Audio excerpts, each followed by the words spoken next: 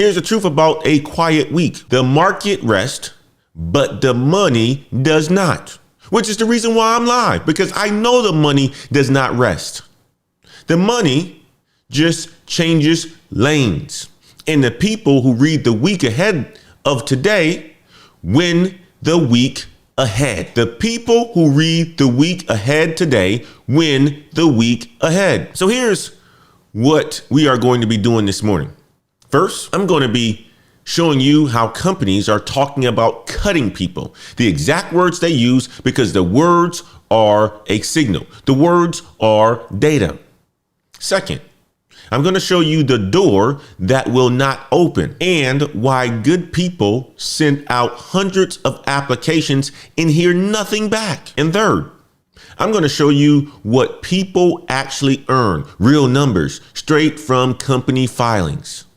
And then the part that I am most proud of, I'm going to show you the room where people are building their way out, including one member who got an offer this weekend. We'll get there. Guys, this is the Daily Climb.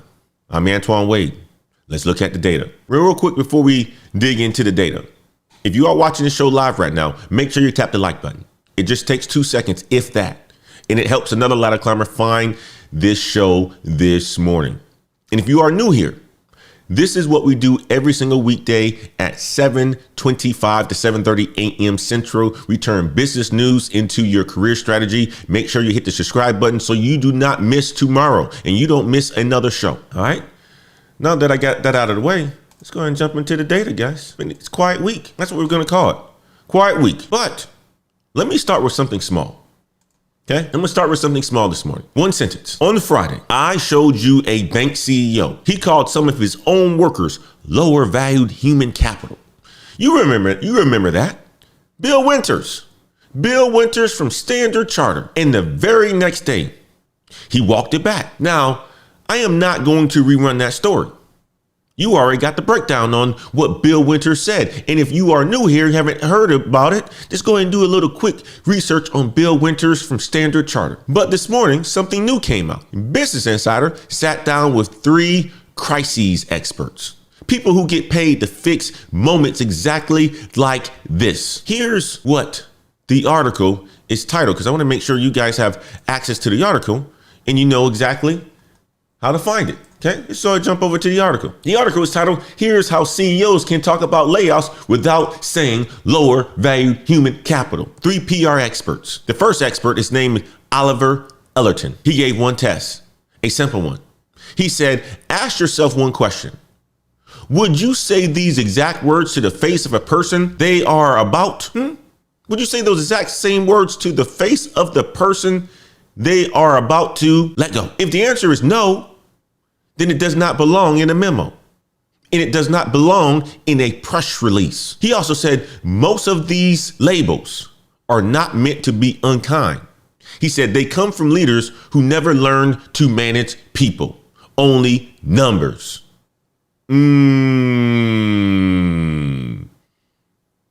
Now, hear me as an analyst on this one. This is not me calling the CEO, Bill Winters, a bad guy at all. I'm not saying he's a bad guy, right? This is market intelligence. This is a market signal. I want you guys to type signal in the chat if you've ever heard your own company use code language like this, anything like this. It could be lower value humans. It could be people who aren't good enough, whatever the signal is. Type signal in the chat. Now, the second expert, her name is Michelle Sinning. She said the loudest companies carry the most risks because if the AI story does not play out the way that they promise, they are the ones holding the bag. The third expert, Catherine Holt. And she said the most important thing in the whole piece. She said companies love to blame the robot. They say the market did it. The technology did it. The future did it. But a real person in a real room decided how many people lose a paycheck and on what day. That's what Catherine said. And you think about it, everything that we talk about, it is true. These aren't robots that's making these decisions. These are people in the room making these decisions. I've been in the room when those decisions are made. It's almost like an NBA draft, an NFL draft, a report card signing. This is the A player. This is the B player. This is the C player. This person produces. This person doesn't. He's gone. She's gone. That's how it works. If you don't know that, then you should know. It's not robots that's doing this. So don't get mad at AI, get mad at the people that's making the decisions if you're going to get mad at anybody. It's business, okay? I came across this article this morning, and it's from May 10th by Lisa Adelico. And AI isn't actually taking your job. Here's what's happening instead. Here's why this matters for you. When a company hides the robot, when they hide behind the robot, they are telling you they will not own the decision. And a leader who will not own a decision is a leader who have to protect you have to protect yourself from. A leader who will not own a decision is a leader that you have to protect yourself from. I want you guys to think about how the honest ones talk. The head of Cloudflare wrote it out loud, plain and simple, when he made the decisions on his people. His name is Matthew Prince. He split his whole company into 3 groups: builders, what we talk about on this show all the time, sellers, and measurers. Think about that, okay? Builders, sellers, and measurers. The builders make the thing. The sellers sell the thing. The measurers just count and check and report. Guess which group is getting cut? Put it in the chat if you know which group is getting cut. The measurers are the group that's getting cut. And over at crypto company, the CEO, Chris Marzelek, he said the same idea a different way. He said they are letting go of the roles that do not adapt. So here's a pattern across all of it. The jobs that just measure and move paper are the jobs on the clock. That is the coordinator economy that we've been talking about for a number of months, and it is getting the bill. I want you guys to type adapt in the chat if you are making sure that your role is building something or selling something. Type adapt in the chat. You gotta be building and you gotta be selling in this new day and age. Now here's what that means for your positioning. Get as close to the money as you can. Get as close to the product as you can. Get as close to the customer as you can. Close to the revenue. If your job touches the thing that makes the company money, you are a builder or a seller. If your job only counts it, you have homework to do this week. And here's the leadership lesson inside of all of this. It runs both ways. If you manage people, use the language test too. Would you say it to their face? Because the expert said something else that matters. These words do not disappear when the news move on. They become the screenshot, the review a future hire reads, the answer an AI gives when somebody asks, what is it like to work there? Think about it, right? You're going to do some research on Standard Charter, right? You're going to look up, because you see a new role that's opened up at the bank Standard Charter, and you do some research on them, right?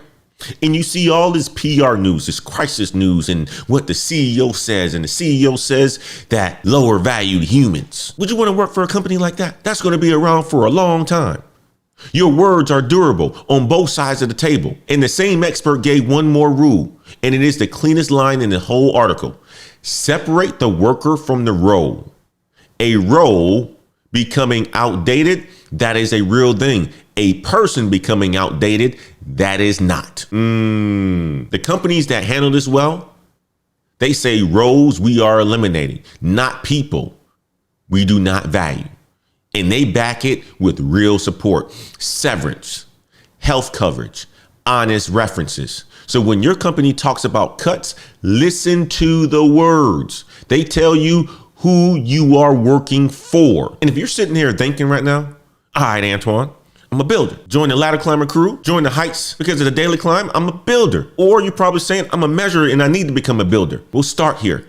Start at the 2026 Career Protection Playbook. It is absolutely free. It shows you your AI risk zone, the 5 skills that matter right now, a 30-day quick start action plan, and 5 specific moves that you can make this weekend. So take what we just covered. The builder, where I want all you guys to be. The seller, where I want all you guys to be. The measurer, where I want you to get out of. And go find out which one your job really is. And when you grab this playbook, you also get the Daily Climb newsletter sent to you Monday through Friday. Everything that we cover on the show, delivered in your inbox every single weekday. Go to nextgenheights.com. It is $0, so there's no excuse not to grab it. Type playbook in the chat and Cam will drop it in the chat. Because here's one thing that I know about 2026. You can see it already. The professionals who survive 2026 are not waiting on permission. They are building career insurance, and they are building career insurance right now.